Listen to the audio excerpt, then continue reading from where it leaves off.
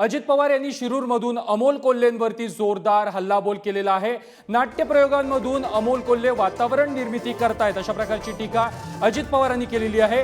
कोल्हेंची वातावरण निर्मिती फार काळ टिकणार नाही असा टोला देखील अजित पवार यांनी शिरूर दौऱ्यादरम्यान लगावला। आम्हाला पराभूत करता येत नसेल तर मग सेलिब्रिटी काढायची। खोटं नाही सांगत, तुम्ही देशात बघा, आता काही ठिकाणी हेमा मालिनी उभे राहतात की नाही, निवडून देतात।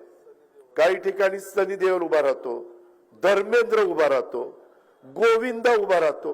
काय ह्यांचा राजकारणाशी संबंध आहे?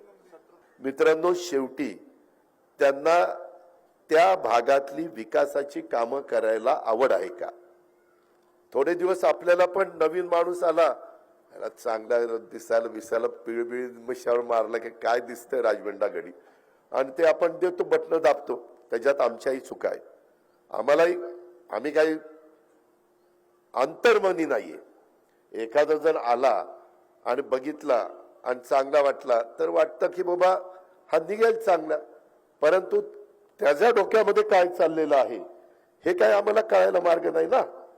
तसं आपलं झालंय। आता पुन्हा मध्ये मी शिवजयंतीला मला भेटले 19 तारखेला, म्हटलं का हो डॉक्टर, माग तर म्हणायचं राजीनामा द्यायचा ना, आता परत दंड ठोपटले? नाही म्हणले दादा, जरा वाटायला लागलं, परत उभं राहू। अरे असं कसं चालेल? तुम्ही म्हणाल दादा तुम्हीच यायचं, त्याला मत द्या, कारखाना त्याला द्या, कारखाना त्याला द्या। त्यावेळेस दादा पाटलाच्या पॅनलला तुम्ही मदत केली असती तर ती चेअरमन झाला असता। झालं ना, चूक झाली ना माझी, मी कबूल करतो ना। मला काय माहिती की नंतर असा दिवटा पाण्यात दाखवेल। म्हणजे जे आहे ते आहे, परंतु तरी देखील दुरुस्त करण्याची ताकद फक्त आपल्यातच आहे, एवढाही मी दावा करतो।